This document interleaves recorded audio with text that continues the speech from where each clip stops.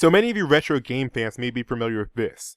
It's the Dreamcast's VMU. It's a clock, it's a memory card, and it plays games too. But did you know Sony made their own device just like it?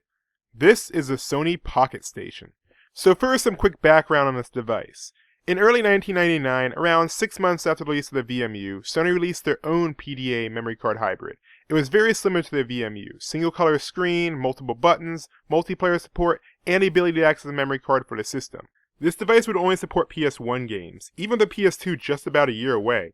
So with a shorter lifespan and a Japan-only release, you'd think that only a few games would support this. But I was actually surprised to see the Pockestation's library far exceeds that of the VMU. Aside from the number of supported titles, there are some other major differences between the VMU and the Pocketstation. For example, while the VMU limits you to just one application or game at a time, the Pocketstation allows you to store as many as you want. But the trade-off is, all the games and apps are stored directly to your memory card, so they will use up your blocks. So if you plan on saving a bunch of PS1 games, I suggest having a separate memory card for that.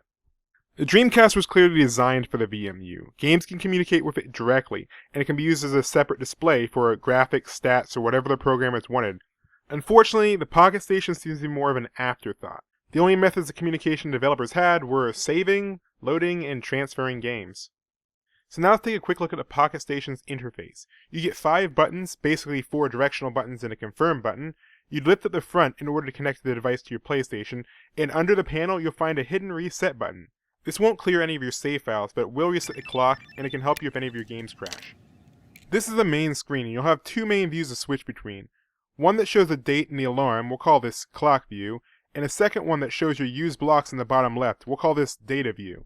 From either view, you can press left or right to scroll through your list of games.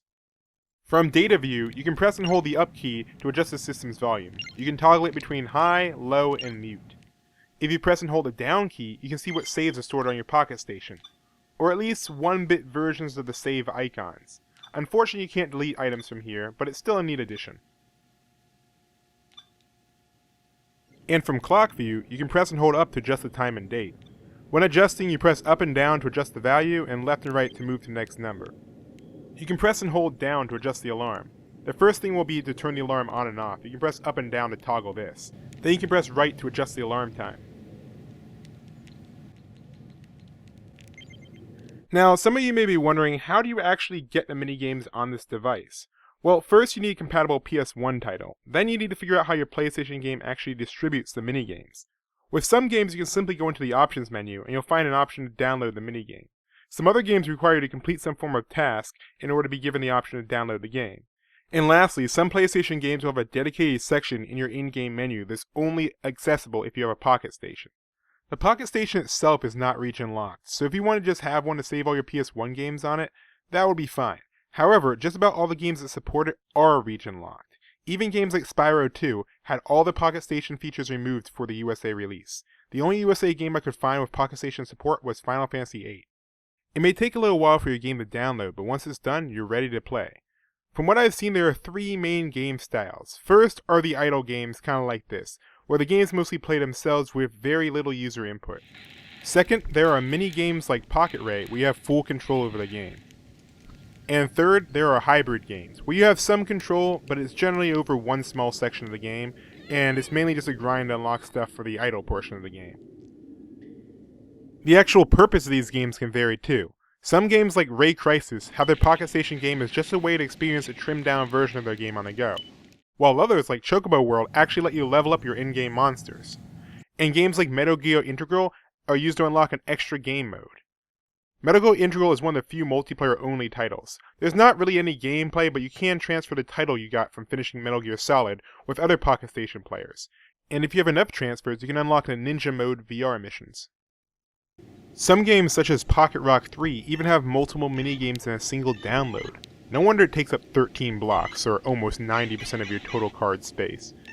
If you ever get tired of a game, you can simply just press and hold confirm to bring up the quick exit menu. Now, if you plan to play a lot of larger games like this, it may be a hassle to re-download them every time. Luckily, since the games are stored in the exact same way that save files are, you can copy the game data to any PS1 memory card, or even a much larger PS2 memory card. This way you'll have a quick and easy way to swap games if you get bored of one. As with many older game systems, there's actually a homebrew scene for the Pocketstation. Unfortunately, there's not a lot of content, and some of it just seems to be simple tech demos, but there are a few things worth checking out. For example, there's a save manager so you can delete your PS1 saves on the go, and there's also a side-scrolling shooter game that actually plays better than Pocket Ray. There are other projects too, like Doom and a DDR clone, but unfortunately I couldn't get them to run. And also, someone turned their Pocketstation to a two-factor authentication device for Gmail. Since all this homebrew was never officially released, it's a bit harder to get those applications loaded on your Pocketstation. The easiest way requires a modded PlayStation 1 or 2.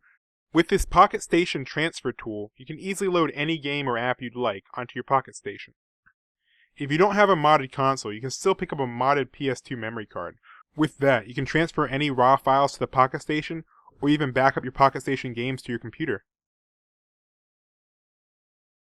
Unfortunately, Sony would never release a successor to the Pocketstation. The PS2 was able to read it, but there's no way to use it on the PS3 or any later home consoles. But it was not forgotten. In late 2013, Sony of Japan created a Pocketstation emulator for the PS Vita. And this was not just for decoration, all Pocketstation compatible games on Japanese PSN were made to work with it. With this, a whole new generation was able to experience the Pocketstation for the very first time. And since PS Vitas are region-free, anyone with a Japanese PSN account could give it a try. But the big downside is, you can only have one PSN account on a Vita at a time, so sadly you can't use this emulator with a USA version of Final Fantasy VIII. But it's still nice to see that Sony has not forgotten about their first PlayStation handheld. So all in all, it's a really cool device, and I don't regret buying it for a second. But getting up and running is quite the investment. You'll need to import a bunch of Japanese games, you'll need a system that can run them, you'll have to figure out how to unlock the minigame for each title. It takes a bit of time and money to get everything set up. So for those of you already interested in collecting Japanese PlayStation games, I say go ahead and pick this up.